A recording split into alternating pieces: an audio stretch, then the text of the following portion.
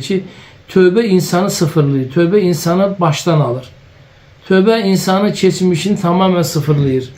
Bu sebepten de Ömer radıyallahu anh yanına bir zinakar atası, əmisi rivayetlerde əmisi olarak gelir. Adı nədir? Fıkıh kitabında ki kardeşimin kızı böyük günahlardan eləmiş, yani zina eləmiş, sonra tövbe eləmiş ve çok peşman olmuş ve indi onunla evlenmek isteyenler var. Ben ne edeyim? Deyir, onu iffetli bir şekilde ələ vericilər.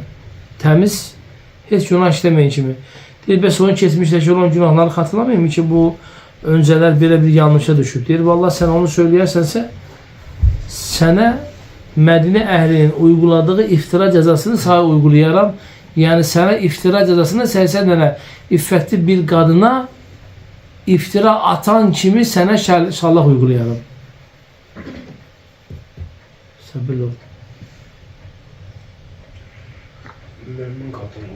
Mümin kadın olur. Yani bunun için bir günah, mesela dünən bir insan mesela fısk işləyir. Yalan danışır, böyük günah işləyib, xata eləyib, səhv eləyib. Sen bu gün ona deyirsən ki, o tövbe edib ona 5 gün, 10 gün, 1 ay, 5 yıl önce sen bu gün onu eyni günahla günahlandırırsan. Bu doğru değil yani.